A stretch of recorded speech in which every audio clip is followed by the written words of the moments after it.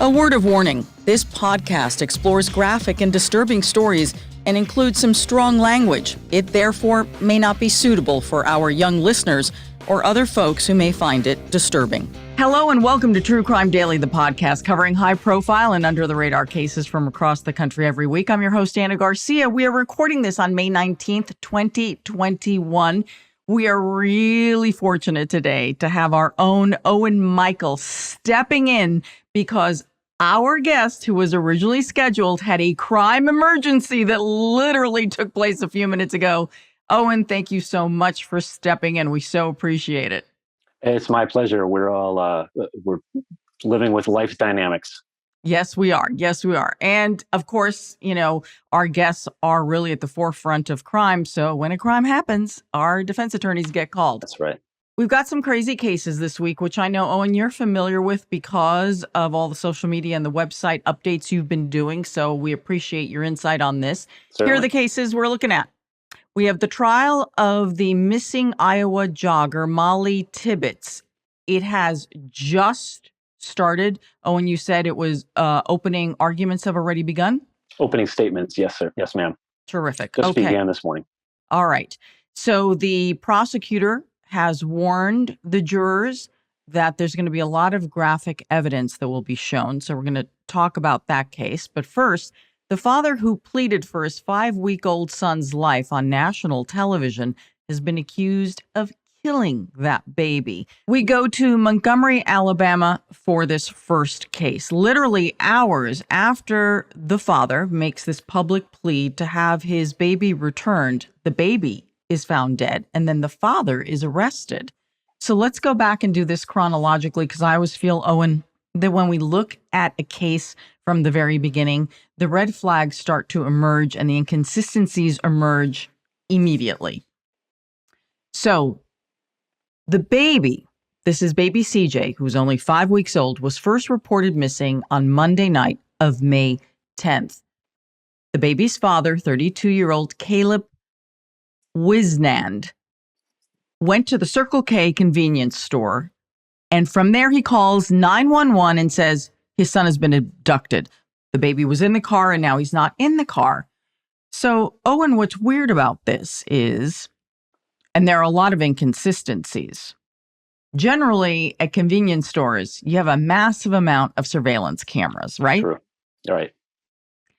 And police said from the very beginning, there were a lot of problems with this version of what happened to the baby. They said that when they started to question the father more, and then they started questioning the mother, 28-year-old Angela Gardner, that neither one of them could specifically, concretely say when they last saw the baby.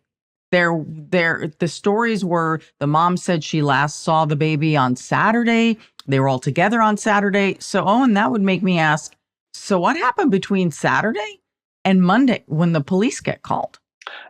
Good question. And by the way, wasn't that Mother's Day on Sunday, the day in between, which is neither here nor there, but that also, is obviously part of the investigation. The other thing I thought was interesting was that the Alabama law enforcement agency, they took the report, but they couldn't issue a Amber Alert because they didn't have any information about this supposed abduction. They didn't have any suspect description. There was no suspect vehicle listed or whatever. And as you say, at a Circle K, you would think that there would be a lot of camera angles to investigate.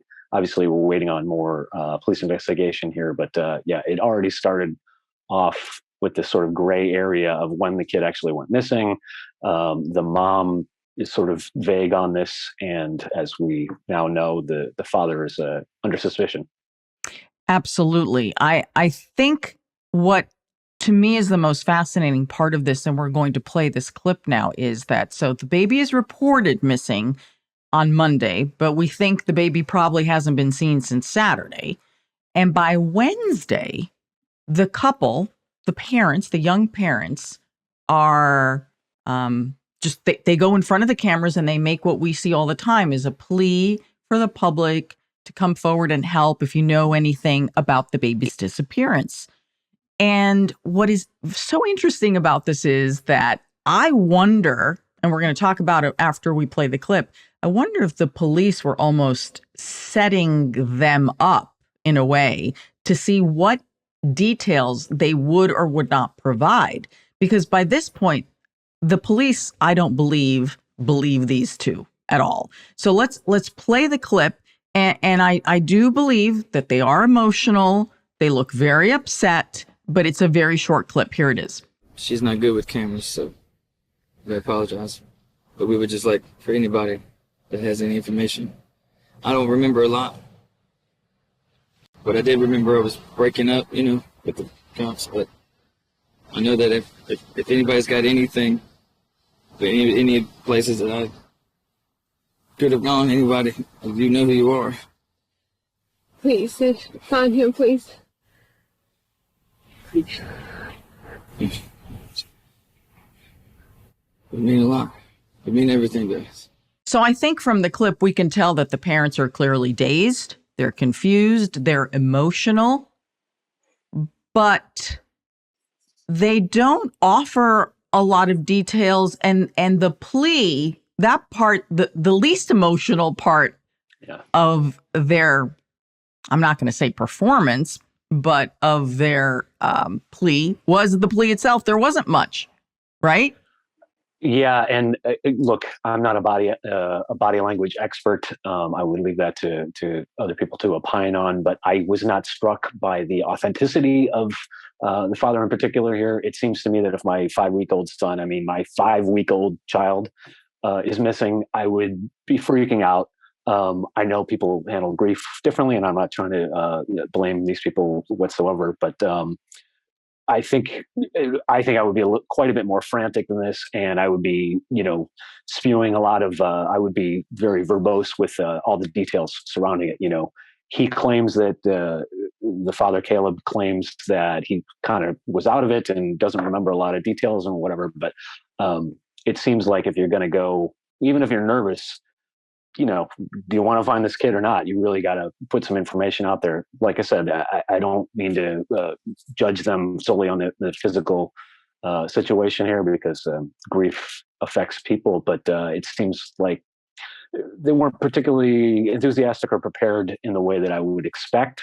I was not wowed by their press conference. Again, we sort of nationally kind of gotten used to public press conferences and things like this from parents or from people, as we talked about last week. Barry Morphew, in the case of Suzanne Morphew, his wife that went missing, he went and made public pleas and that kind of stuff. He later turned out to be a suspect and got arrested recently on that. He's innocent until proven guilty. But the format offers a lot for people to analyze, and maybe we're all overanalyzing a little too much. But it was I had a lot of questions when I watched this press conference and this public plea. Yeah, and I know later on we're going to discuss some of those comments of people's reaction in real time, because yeah, and what is the most difficult to understand is when the father says, "I really don't remember." It's like, what kind of an answer is that? When something truly traumatic happens, you know exactly where you are and what you were doing at that very moment, and you backtrack in your brain. So that, to me, is the weakest part of his description. So just literally a few hours after the parents make that plea, the baby is found, and then the father is charged with manslaughter. The charge was later upgraded to capital murder after the autopsy determined that the baby had been hit in the head. So baby CJ was only 5 weeks old when he died. He was killed between 3:45 in the afternoon and just before 10:49 p.m. They gave the window really between Saturday and Monday because that was the best that anyone could come up with based on when he was last seen and the condition of the baby. The autopsy said that he was hit in the head. The cause of death was blunt force trauma. Who does this to a baby? Whoever did this, I realize he is innocent until proven guilty, the father is, but who harms a baby who can't even lift an arm? I can't. Now, the mother's side of the family has put out a bunch of information by talking to AL.com in Alabama. And this is, for whatever it is, whatever you think this gives you as far as background on the story, Angela's mother, so that's the baby's grandmother, told AL.com that Caleb took the baby Saturday night out of spite so that Angela couldn't be with him on Mother's Day, and that the mother, and then Angela Gardner, the mother, she has not been charged, but the sheriff's investigators say they're still following leads. So we don't know if anyone else will be charged with this. It's only the dad. Now, here's more on the dad that I think is important. You know how he says, I don't remember? Well, I think that there's a little pattern here if we look at his criminal history. At the time of the dad's arrest, he was already under indictment on unrelated charges of meth and heroin possession. And they of course, revoked the bond on those charges. But what's really interesting on that is that, according to police reports, when Caleb ran his truck off the road and cops found him, he said, this is what Caleb told the cops. He said, "Oh, I was on meth. I hadn't slept in 3 days." So here's someone who has told the police before, "Oh, I have like this blank period of time that seems to happen in my life if ever I'm on drugs." Now, we are not at all suggesting that Caleb was on drugs when this happened. We have no idea. Authorities haven't said anything about it. But that might explain why his memory is missing. Yeah, drugs are bad, and meth, demonstrably will really mess you up. And it's not sort of a casual, from everything that I, have reported on and just living on planet Earth for the past 20 years or so. It's not a recreational thing. If you're kind of using meth, you're probably using meth often. Yeah. So I think that there's going to be more here. I think if there is the potential of drugs, that might actually explain the missing information. Anna, as you said, the child is found. Specifically, they haven't given too many details about it, but they said he was found in Lowndes County in a remote area, and the baby was found buried in a wooded area. So, take from that what you will, but this isn't just sort of like, forgive the callousness, but tossing a child out into the river or something like that. This is, forethought of like, whoever the suspect, whoever the perpetrator is here, took time to conceal the evidence and, try to conceal it as much as possible. It's unclear how the child was found. If this child was buried in remote woods somewhere, whether somebody tipped them off or whether the suspect confessed themselves. Obviously, we don't know until law enforcement updates us on this. But that extra factor is particularly grim, and I think all of our opinions. Yeah. And again, I tend to say that there isn't an awful lot of coincidence when it comes to crime. So just look at the timing of all of the events that happened on Wednesday. Parents do this news conference, knowing what we know now, that the authorities never believed their story. And bam, within hours, they announced the baby's been found and the father's been arrested. Mm-hmm. So either that was coordinated on the police department's part in order to see what their potential suspects were saying. It's just put them on the spot. Exactly. So Caleb Wisenand is being held without bond in the Montgomery County Detention Center, and we will be watching this case to see what more information emerges. Before we move on to our next case, here is a quick word from our sponsor. Finding a new home that fits your family's needs can be tricky. You want room to spread out, space to gather, and a place to get away from it all. Luckily, when you need a mortgage that fits your family's needs, you go to Rocket Mortgage. If you have any questions now or along the way, their online learning center has tons of great information to help you move forward confidently. So when you need a mortgage lender that fits your life, Rocket can. Get started online at rocketmortgage.com/truecrimedaily.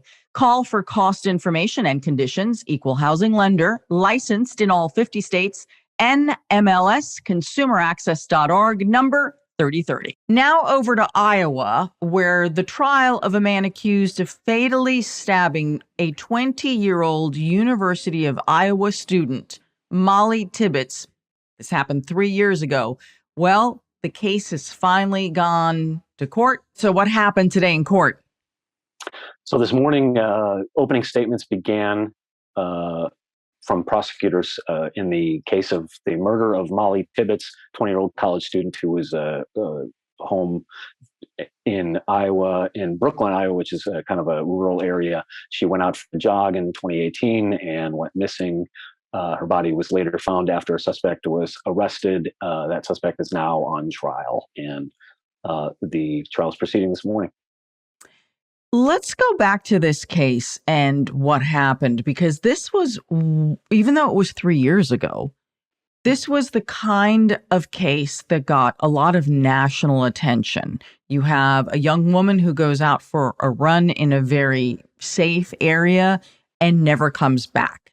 And that's when, it made national headlines, and you have people out searching for her, and you have posters everywhere. The FBI got involved, and it took a month to not only make an arrest, but to also find Mollie's body. So let's look at the background of the case. So it was July 18th of 2018 when she went for that evening run. I have to tell you, Owen, I've covered so many cases where women have disappeared and or been murdered because they went on a run, whether in the morning or in the evening. Coast to coast. Oh my gosh, it scares the living daylights out of me every time I see a woman running, by herself in an area that's. We did a whole series of that back when it was Crime Watch Daily with Karina Vetrano. We had a series of them. There was a woman in Michigan who went missing and was later found murdered after running on a country road. Some of this is Long Island, some of this is upstate Michigan, some of this is out in Iowa. It's a little scary. Yeah, it really is. I mean, there's definitely a pattern there. What it is it presents an opportunity. It presents an opportunity, especially if you are in an isolated area. Believe me, I'm not telling anyone not to go running, because Lord knows I can't, run more than 5 feet myself. But it's just something that we see over and over again. So Mollie had been watching the dogs at her boyfriend's house. He was away. She did not show up for work the next morning. She worked at a daycare center, and her mother called the police and said, "My daughter never came. We don't know where she is," right? And that's when they start backtracking everything. So when the FBI got involved, they started looking at all sorts of data. She wore a Fitbit when she ran.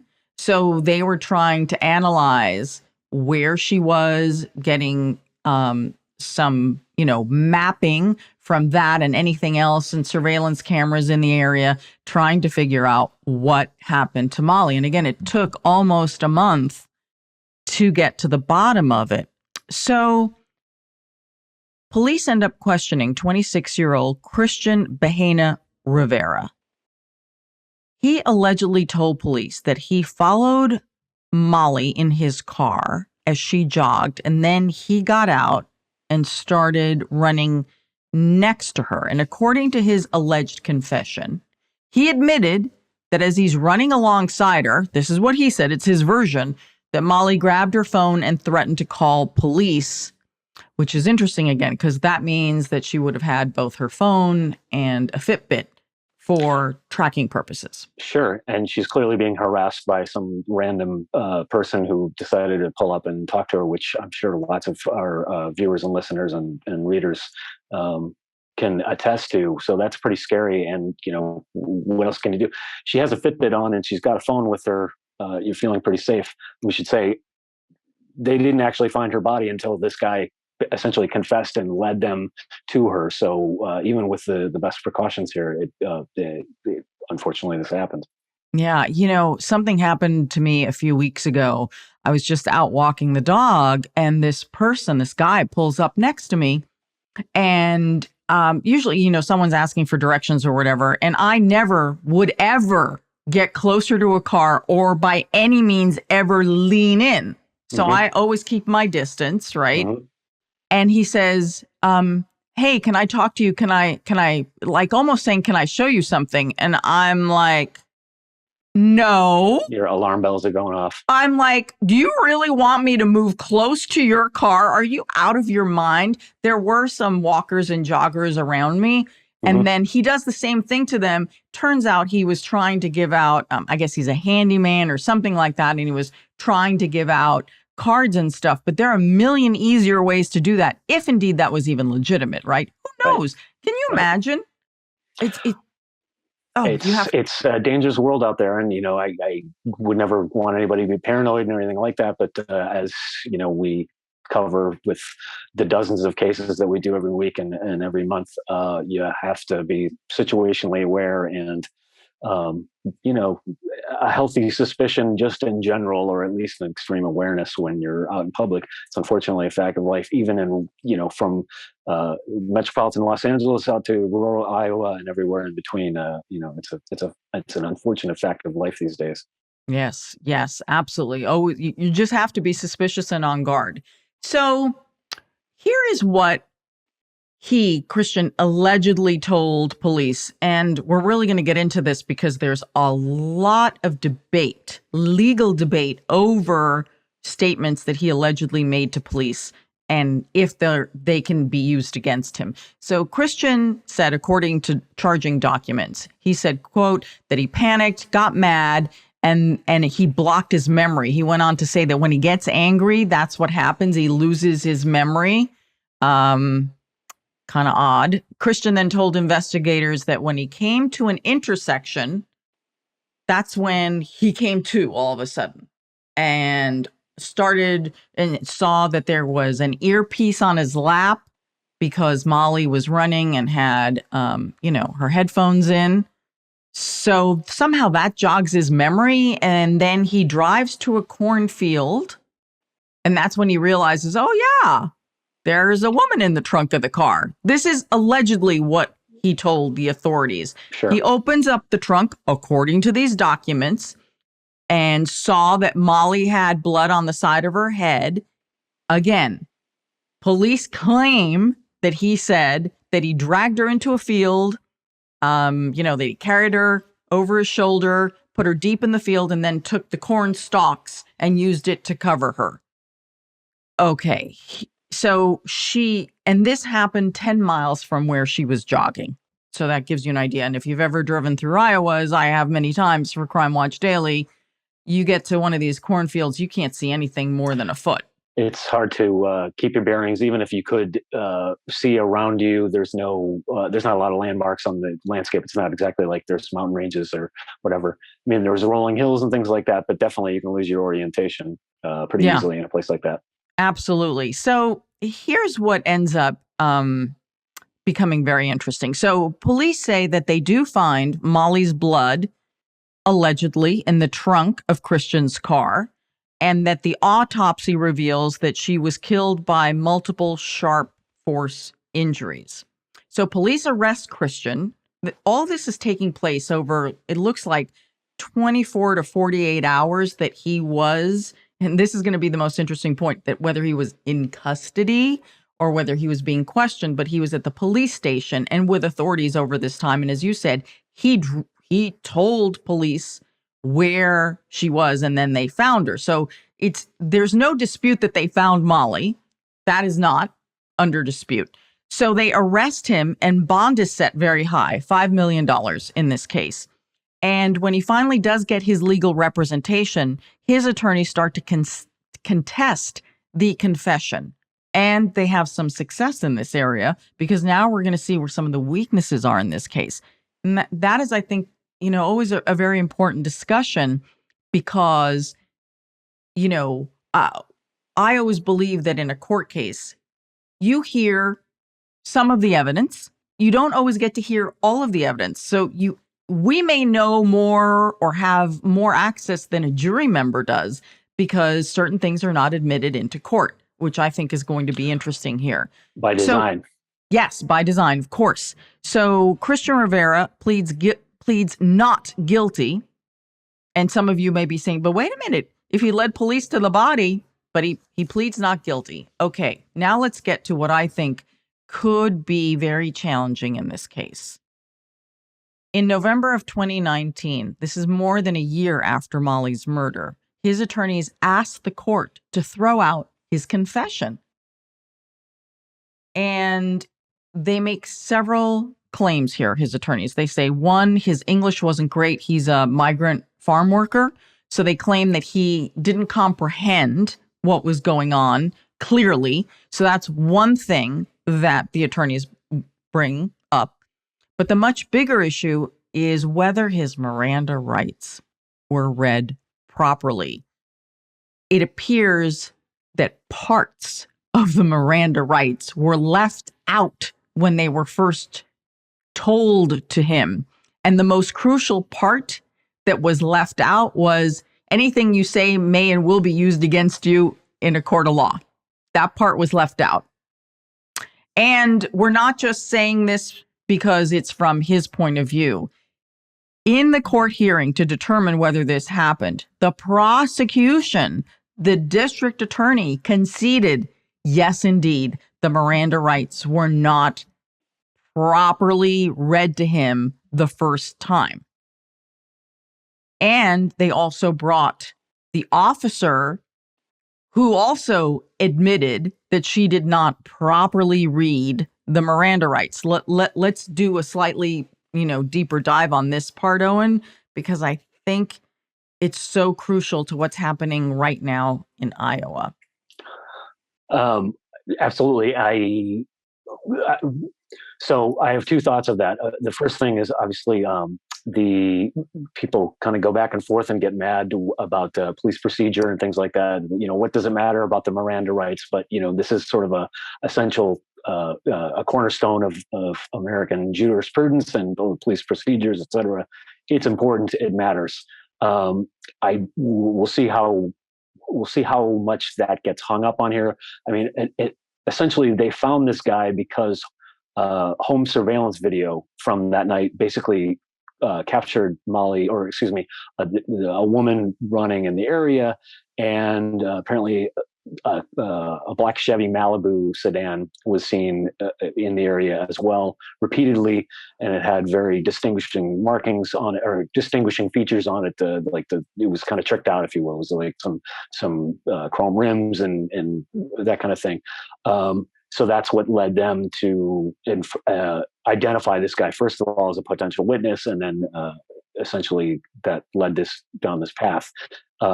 That particular chain of events, though, seems to be in question here. However, prosecutors are obviously confident enough in this case. They're proceeding. As we know, they started their opening statements this morning, so they're confident enough to go forward with it. Right. And there is physical evidence. There is the surveillance video. So whether you need his confession or not, I mean, like I said, I am not the attorney here, but I think that remains to be seen. Obviously, we'll find out. So what's interesting, and I just want to finish on the Miranda rights so people can understand what may or may not be able to be used in court, and we'll find that out over the next few weeks, is Iowa City Officer Romero admitted that she inadvertently omitted necessary information because she told the judge she didn't have her Miranda card. So she told him from memory the Miranda rights. Also, she was translating in Spanish for him. Here's what's so interesting. He gets read those vague Miranda rights early on, and then he takes the police. This is according, to both the prosecutor and the police department. He takes the police to the cornfield, and then when her body is discovered, he has read his Miranda rights again, except this time he's read his Miranda rights properly from the card. So what the judge has said is anything that he said from before that, when everything was fuzzy, to when the absolute Miranda rights were written, the part after that will be admitted. So it's if I'm a defense attorney, I'm going to, obviously you're going to be fighting that tooth and nail. That's going to be a huge point of contention. That's obviously the best you've got since you've have some sort of ostensible confession, physical evidence, the being led to it. I mean, what a headache. I'm sure the prosecutors are pulling their hair out on this as well, but that obviously will be a huge linchpin in this.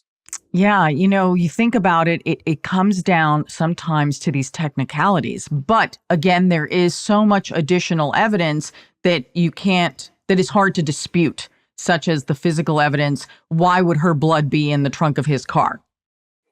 You know? I mean, we look, again, I'm not an attorney, but the procedure here is, and I'm sure that the prosecutor has prepared for this in advance, but the worry would be that, okay, yes, he led you to the body, but absolutely the jury cannot hear that detail if he led them to that under a mistaken belief that he was already under arrest, or whatever the confusion was, that the fruit of the poisonous tree, or whatever the legal term is. So that's potentially an issue. Like I said, we're gonna find out more as the thing proceeds here. Again, it's one of these issues that, like you said, we may know more about this than potential jurors.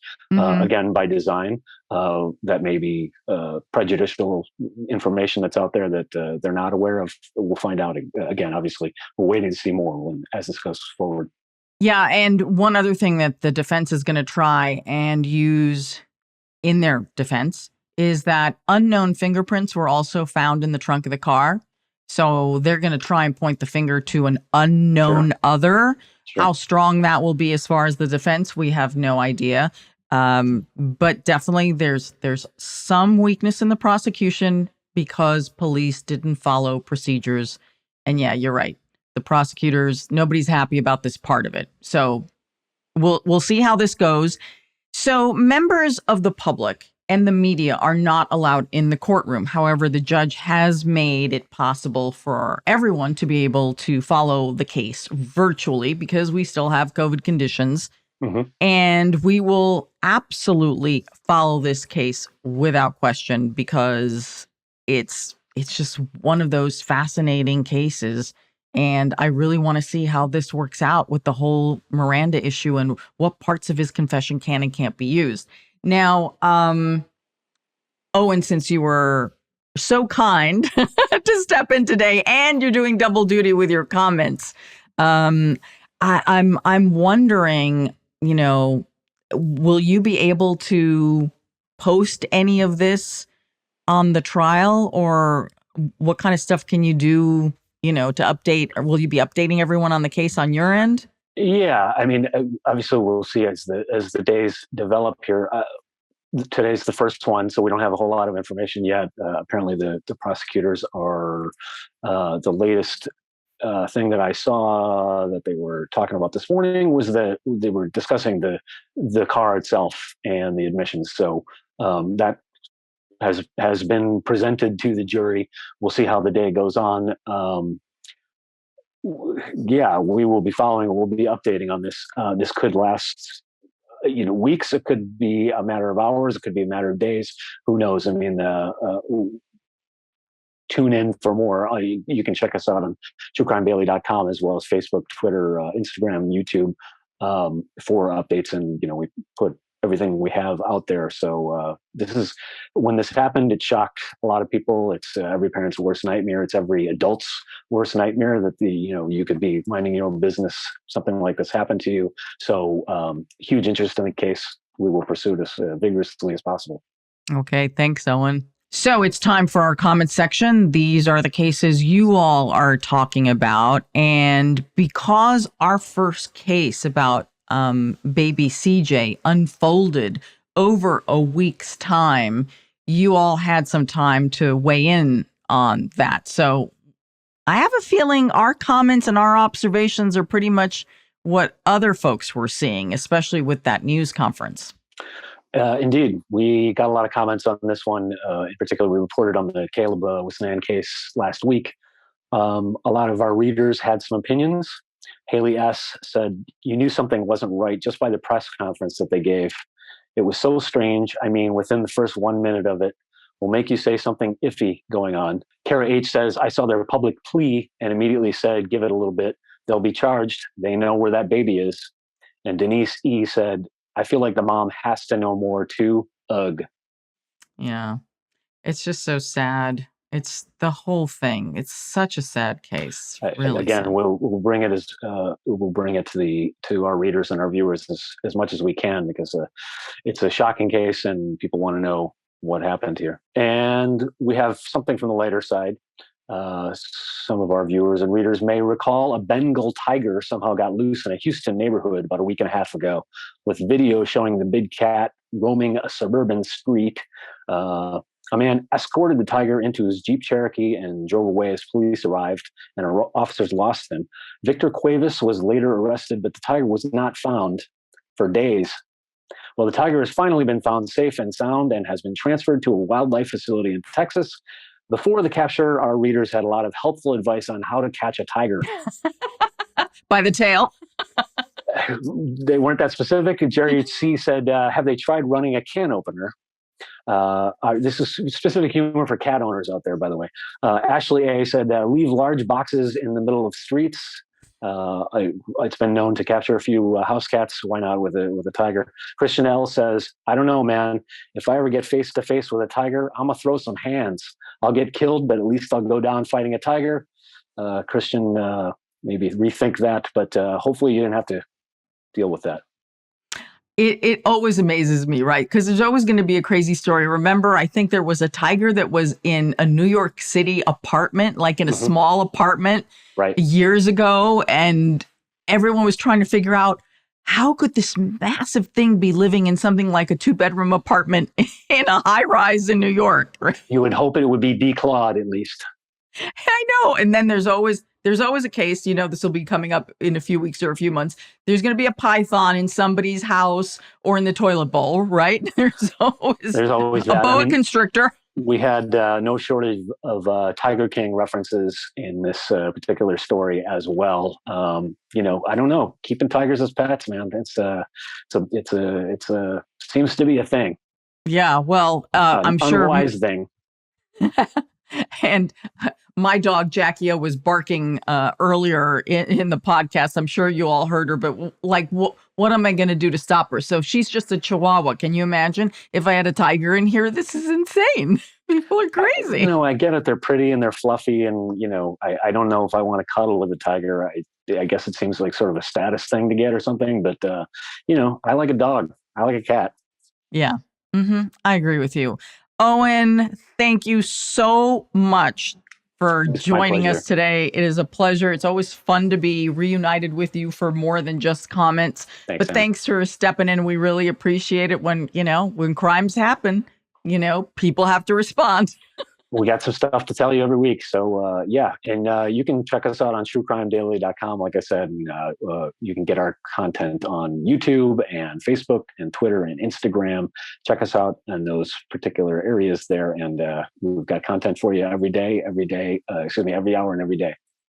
Absolutely. And you can always follow me on Instagram and all other social media at Anna G News, Anna with one N. A little programming note, we've started a little series called My Favorite Case. All it is, as I call it, it's a very snackable kind of podcast where we talk with so many of our friends from the world of crime, and they basically share what I would call the conversation you have over dinner. Oh my God, let me tell you what happened. And these, it's not necessarily always headline making, but it's always fun stories from the people who experience them. So we've got a few of those out.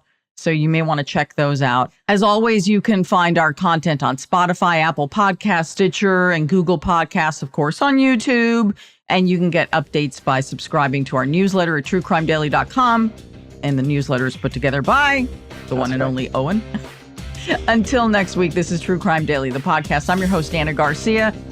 And what do we always say, Owen? Don't do crimes.